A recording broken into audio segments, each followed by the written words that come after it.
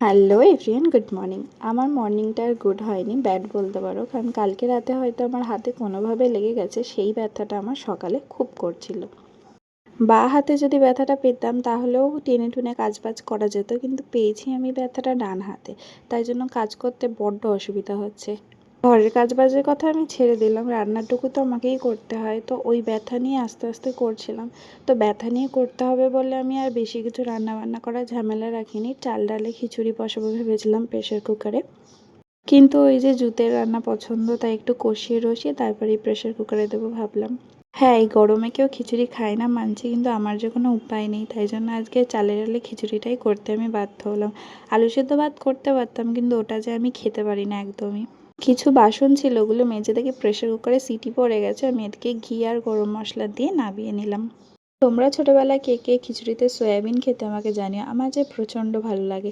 ছোটোবেলা থেকে মা আমাকে না খিচুড়ি খাওয়াতো, এবার খিচুড়ির মধ্যে না অনেক সয়াবিন দিত। তো ওই একটা অভ্যাস হয়ে গেছে খাওয়ার। এবার খিচুড়ি আমি যখনই করি, সেটা যেরকমভাবেই করি, ওর মধ্যে যদি একটু সয়াবিন থাকে আমার বেশ ভালো লাগে খেতে। খিচুড়ি আমার এদিকে হয়ে গেছে। তো খিচুড়ির সাথে খাওয়ার জন্য তো কিছু করতে হবে। আলু ভাজতে আর ইচ্ছা করছিল না, তাই ফ্রিজ থেকে কটা ডিম এনে ডিম ভেজে নিয়েছিলাম। সবাইকে খেতে দিয়ে আমিও খেতে বসে পড়েছিলাম। পুরোটা খেতে পারিনি, হাতে প্রচণ্ড ব্যথা করছিল। সন্ধে হতে পিসিকে বলেছিলাম ক্রেপ ব্যান্ডেড এনে বেঁধে দাও, কারণ আমি হাতটা নিয়ে আর নড়াতে পারছি না। এদিকে বোন মাকে দিয়েছিল ছোলা মেখে একটুখানি, তো আমিও টেস্ট করেছিলাম। তো হাতে ব্যথা করছিল বলে রাত্রিবেলা রুটি টুটি করার ঝামেলা না রেখে মা বললো একটু চাউমিন করে নে, ওটা বোন করে দিচ্ছে, তোকে করতে হবে না। তো আর কি, হাতে ব্যথা নিয়ে বোনকে টুকটাক হেল্প করে দিচ্ছিলাম, আর ও ছোট মানুষ, যতটা পারে সেইভাবেই করছিল। এদিকেও আমাকে বারবার বলছিল তুই যা না গিয়ে বস, আমি যেমন পারি সেরকম করে করে দিচ্ছি, সেরকমভাবেই খাবি। তো আমি তো মাতব্বরি করতে বেশি ভালোবাসি, তো এই ব্যথা হাত নিয়ে আমি একটু নাড়াচাড়া করে দিয়ে বললাম তারপরে তুই কর পুরোটাই।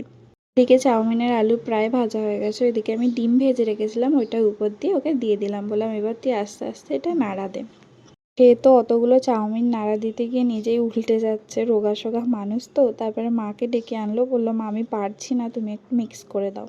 তারপর কি ডিনারে ছিল চাউমিন, ওটাই সবাই মিলে খেলাম। আজকে সারাটা দিন ভাত পেটে পড়লো না, সকালবেলা খিচুড়ি, রাত্রিবেলা চাউমিন। আর কি করা যাবে, এইভাবেই দিনটা কাটালাম। রাত্রিবেলা ক্রেপ বান্ডেলটা খুলে শুয়েছিলাম। চলো দেখা হচ্ছে নেক্সট একটা ভিডিওতে।